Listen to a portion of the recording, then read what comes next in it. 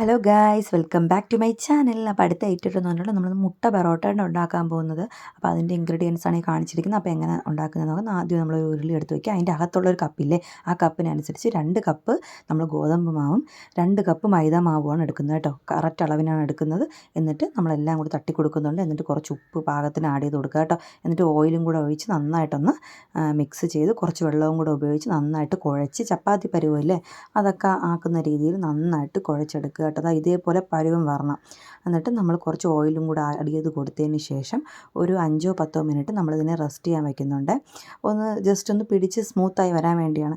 എന്നിട്ട് നമുക്ക് ഒരു പാത്രം എടുത്തിട്ട് അതിൽ 4 മുട്ട അല്ലെങ്കിൽ ഒരു 5 മുട്ട നിങ്ങൾക്ക് ക്വാണ്ടിറ്റി അനുസരിച്ച് ആഡ് ചെയ്ത് കൊടുക്കുക. നമ്മൾ 4 മുട്ട ആഡ് ചെയ്ത് കൊടുക്കുന്നു. അതിൽ കുറച്ച് അരിഞ്ഞ് വെച്ചിരിക്കുന്ന ചോപ്പ് ചെയ്ത് വെച്ചിട്ടുള്ള സവാള, നമ്മളെ പച്ചമുളക്, ഈ വറ്റൽമുളക് പൊടിച്ചത്, മല്ലിയില ഇതെല്ലാം കൂടെ ആഡ് ചെയ്ത് കൊടുത്ത് നന്നായിട്ട് മിക്സ് ചെയ്യണം കേട്ടോ. മിക്സിങ്ങിലാണ് കാര്യമായിരിക്കണം. നന്നായിട്ട് നമ്മൾ ഈ മുട്ടയൊക്കെ പൊരിക്കും മിക്സ് ചെയ്യില്ല, അതേപോലെ നന്നായിട്ട് മിക്സ് ചെയ്തെടുത്തിട്ട് നമ്മൾ നേരെ മൈദ മാവ് തടവി കൊടുത്തതിന് ശേഷം നമ്മൾ റെസ്റ്റ് ചെയ്യാൻ വെച്ച മാവിനെ ഇങ്ങനെ എടുത്ത് നീളത്തിനാക്കി ഇതേപോലെ കട്ട് ചെയ്തെടുത്തതിന് ശേഷം നമ്മൾ ചപ്പാത്തിക്ക് പരത്തുന്ന പോലെ പരത്തിയെടുക്കണം കേട്ടോ. സൈസ് ഇപ്പോൾ ഷേപ്പ് തന്നെ കിട്ടണമെന്നൊന്നുമില്ല. ആക്കിയതിന് ശേഷം അതിനെ തിരിച്ചിട്ട് വീണ്ടും ഇതേപോലെ കുറുകെ ആയിട്ട് കീറി കൊടുക്കണം. ഈ കാണിച്ചിരിക്കുന്നത് പോലെ തന്നെ കട്ട് ചെയ്ത് കൊടുക്കണം കേട്ടോ.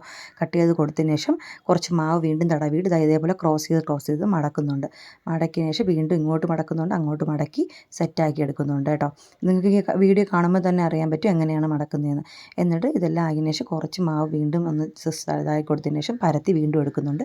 പരത്തി ഷേപ്പാക്കി കിട്ടിയിട്ടുണ്ട്. അങ്ങനെ മാറ്റിയെടുത്തതിന് ശേഷം ഒരു പാൻ എടുത്ത് വെച്ച് അതിൽ കുറച്ച് ഓയിൽ തടവിയതിന് ശേഷം നമ്മൾ പരത്തി വെച്ചിരിക്കുന്ന ആ ചപ്പാത്തി പോലത്തെ അതില്ലേ, അതുകൊണ്ട് ഈ നേരത്തെ ആ ബാറ്ററിലോട്ട് മുക്കിയിട്ട് നമ്മൾ നേരെ പാനിലോട്ട് വെച്ച് കൊടുത്തിട്ട് വീണ്ടും കുറച്ച് നമ്മൾ അതിൽ ആഡ് ചെയ്ത് കൊടുക്കുന്നുണ്ട് കേട്ടോ. ബാറ്റർ ഒന്ന് പിടിക്കാനായിട്ട്. എന്നിട്ടൊന്ന് ജസ്റ്റ് പൊള്ളി വരുമ്പോഴേക്ക് തിരിച്ചിട്ട് കൊടുക്കുക. വീണ്ടും ഓയിൽ തടവി കൊടുക്കുക കേട്ടോ.